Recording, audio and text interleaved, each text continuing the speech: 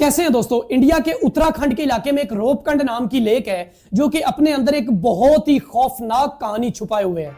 हिमालय के पहाड़ों के अंदर छुपी हुई ये लेक आमतौर पर तो बहुत शांत दिखाई देती है, लेकिन इसकी गहराइयों के अंदर बिखरे हुए पूरे 800 लोगों के स्केलेटन्स मिले हैं। और अब सवाल ये पैदा होता है कि ये कंकाल किन लोगों के हैं, वो लोग यहाँ पर क्या करने आए थे और यहाँ पर कैसे मारे गए। क्या वो आर्मी के आदमी तो नहीं थे कि जो किसी सीक्रेट ऑपरेशन में मारे गए हों और फिर उनकी डेड बॉडीज को यहाँ पर लाकर छुपा दिया गया हो।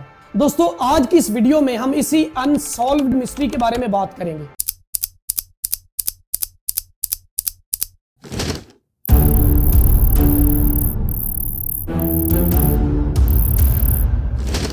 एक्चुअली में ये लेक उत्तराखंड के चमोली डिस्ट्रिक्ट में हिमालय के पहाड़ों के ऊपर तकरीबन 5029 मीटर की बुलंदी पर वाक़या है। अक्सर ये लेक अपने एक्सट्रीम और खराब मौसम की वजह से फेमस रहती है, क्योंकि यहाँ का मौसम इतना ज्यादा एक्सट्रीम और खराब होता है कि वहां पर जाना बहुत ज्यादा मुश्किल होता है। लेकिन इस झील का असल रहस्य इसकी ना तो खूबसूरती है और ना ही इसका इतना ज्यादा खराब मौसम है, बल्कि इसका असल रहस्य इसके अंदर बिखरे हुए तकरीबन 800 लोगों के कंकाल हैं जो कि इसे इंडिया की टॉप मिस्टीरियस जगह बनाते हैं। और दोस्तों, इनकी मौत और भी ज्यादा दिल दहला देने वाली है। असल में 1952 में एक ब्रिटिश फॉरेस्ट रेंजर एच.के. मधावल ने इन स्केलेटन्स को पहली दफा डिस्कवर किया था।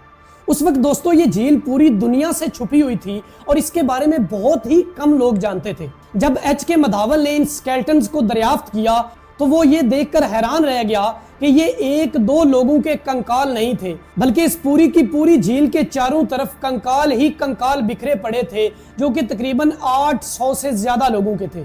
उसके बाद ये खबर फिर जंगल में आग की तरह फैली और पूरी दुनिया भर के साइंसदानों ने इस मिस्ट्री को समझने के लिए और सुलझाने के लिए इस लेक का रुख किया। जहां उन्होंने इन कंकालों पर डीएनए टेस्ट किया तो पता चला कि ये कंकाल एक ग्रुप के नहीं बल्कि दो ग्रुप्स के लोगों के।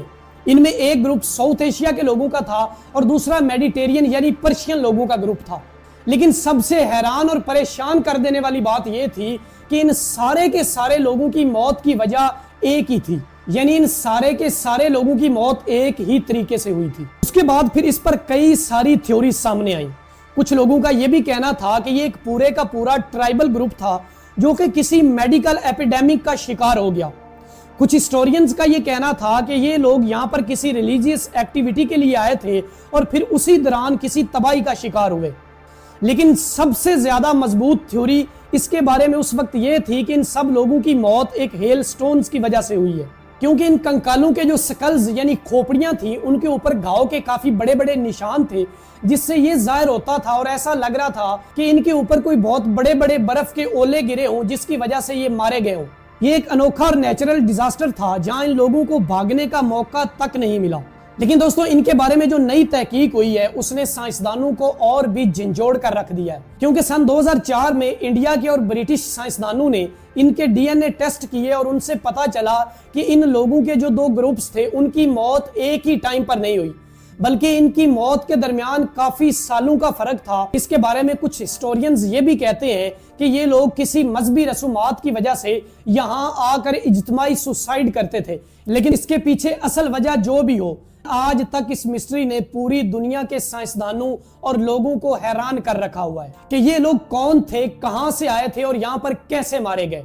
इस सवाल का जवाब आज तक भी किसी के पास नहीं है और शायद आज के बाद भी इसका जवाब किसी को ना मिल पाए। तो ये झील हम सबको ये याद दिलाती है कि आज के दौर में भी दुनिया में कई सारे ऐसे राज हैं जिनको अभी तक इंसान इतनी जदीद टेक्नोलॉजी के बावजूद भी नहीं जान पाया और शायद कभी भी जान ही ना पाए। तो दोस्तों, ये थी रोपकंड लेक की मिस्ट्री जिसे आज तक हल नहीं किया जा सका। अगर वीडियो अच्छी लगी है तो वीडियो को लाइक कीजिएगा और अगर ऐसी ही मिस्टीरियस और इन्फॉर्मेटिव वीडियोस देखना चाहते हैं तो मेरे चैनल को भी सब्सक्राइब कर लें और साथ दिए गए बेल आइकन को भी प्रेस कर दें ताकि मेरी लेटेस्ट वीडियोस आप लोगों तक बआसानी पहुंचती रहे।